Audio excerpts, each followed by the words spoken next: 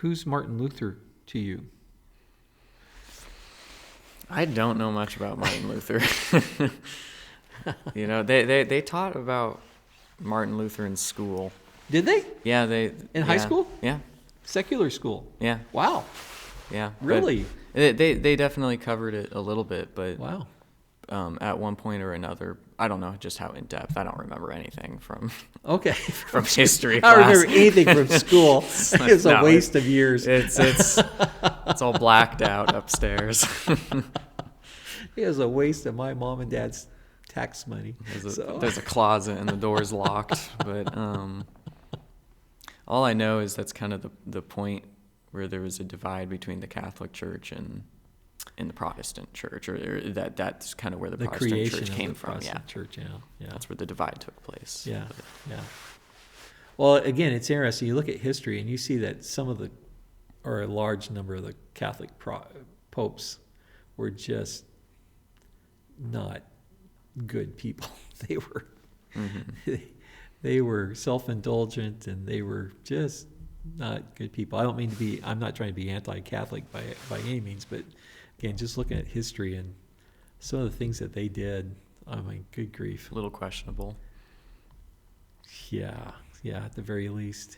And so one of the challenges was that with Martin Luther was that he was a priest in Germany.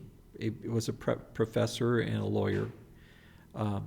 And he was someone who saw the decadence of Rome, had gone there and just saw all the immoral lifestyle and living that was done by people who were supposed to be the priests, the bishops, the cardinals, and even the Pope at that time. And he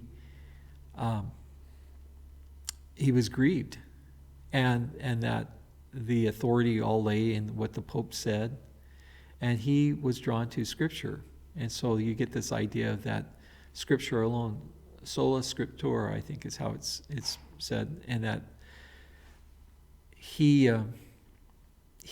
posted on the Wittenberg door, his theses about things that need to be changed, things that and wanted to have a conversation. Well, apparently it just kind of blew up, as far as what was being declared. But he was hoping for some conversations for change. One of them was this idea of selling indulgences. An indulgence was like a certificate that you could purchase from the church that would basically get you get out of jail free card, get out of hell free card, either for you or for your loved ones or whoever you were paying the indulgence for.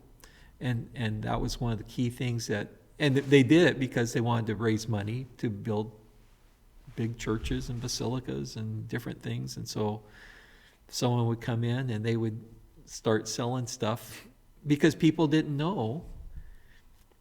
They didn't know about salvation. They didn't know about grace. They didn't know about God's forgiveness. They didn't know about those kinds of things. And they were they were scared to death. And so they would fork over money to take care of mom and dad and uncle and myself and my kids, and they'd have these indulgences. Well, I don't have to worry anymore because I got a get out of hell free card. Boy, what a disappointment when they died. Yeah, heartbreaking, really. When you think about that, people who are supposed to be telling you about the grace of God, the forgiveness of God, were so misleading. For free. That they are. Except it wasn't free. It wasn't free. So and it wasn't just Luther himself. There were others like him, and I forgot their names offhand, but that had been displeased and discontent with the Catholic Church, which was the entity representing Christianity at that time, and just feeling that we need to go, to what the Scripture says. And then it's right around that time that you have Gutenberg's printing press it comes about, and as a result, then they're able to print the Scripture in language in the local language, which had never been available before. You had to go to church to hear what was said. They did everything in Latin, so no one understood what was being said anyway. And it was a chaotic time, and God used him to help begin what is known as the Protestant Reformation, the idea of reforming the church to the church universal to be much more focused on Scripture. What does the Scripture say, and not heavy upon what the clergy was saying. You'll have some Catholics writing comments, I'm sure. Oh, I'm sure. Right at this moment. Probably some Lutherans too. And I'm sure I've got details, kind of wrong and stuff, but I'm not Lutheran, so it's not the thing I focus on. But the idea there is that was the beginning of it, and then, like I said, from that there was some freedom. The other thing is that Luther lived in danger of being killed, put on trial. I mean, if you read some of the biographies or autobiography, not the biographies. I don't know that he wrote an autobiography, but you read some of the politics involved. I mean, again, you got to remember that the Catholic Church wasn't just a church; it was a political entity. There's a system that impacted nation states. I mean, you had kings and princes and people in power who were taking sides and all kinds of maneuvering, not just of Luther, but of the people behind that. It was just an amazing time. So it wasn't just one thing.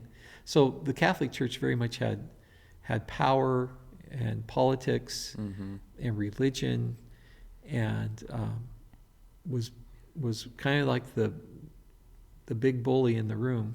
And there wasn't any other way than what we were doing than this. And so, but Luther, was in danger of his life, and he was very much aware of that. He had to have some protection, and for a number of years he stayed in one place in a castle, because if he ventured out, he'd be killed. And you also have many of the others who preceded him who were taking issue with Catholic doctrine and polity, was that had been not crucified, but had been burned at the stake, and others that had been drawn and quartered, and it didn't end with Luther. There were other places as the issues between Protestant and Catholic doctrine came into countries. You have England and the whole Henry VIII and all that jazz that goes on with him, and just real ugliness. Again, when you look at the history and you see how people treated people, it is just awful. Awful. And they say it was in the name of God, but God was the one that got put out there as if but it's all about power, and it's about maneuvering, and it just saddens me to think of the way that we have treated people, and to think that we're more enlightened now. We treat people just as awful now. It's just that we don't talk about things going on in other parts of the world. We don't talk about what our governments are doing, our armies are doing in third world countries. Or we're pretty isolated over here. We're told what we want, what people want us to hear or not hear. If you get onto international news sources, then you hear a lot more about what's going on in Africa or what's going on in the Middle East. But if you're waiting to hear the major news networks tell you what's going on, you're not going to get CNN's not going to give you the stuff. No. They'll give you a scoop of something. Yeah. Well, and we can, get way off onto this, but when you talk about people who are all about green earth and all that kind of jazz, and electric cars, well, let's look at all the slave labor that's digging out lithium. No one wants to see those pictures of those little kids that doing that day in, day out. because they want to drive their cars and they want to talk on their cell phones. Yeah. That's not popular. This has nothing to do with the Bible. That's us getting taken down off YouTube right there. But I mean, you have to. Again, when you're talking about power, power, politics, and religion have always been intertwined. Mm-hmm. And people who say in like in today with the in our politics, religion has no place. It's always had a place. Yeah, it's always been there. And it's always going to be there because we believe certain things. We all believe certain things, and ideology is always going to sneak out. So don't pretend that it's not there, because it is. Mm-hmm. You may not believe in Christianity, but you believe in something. Again, it's interesting listening to this sociologist.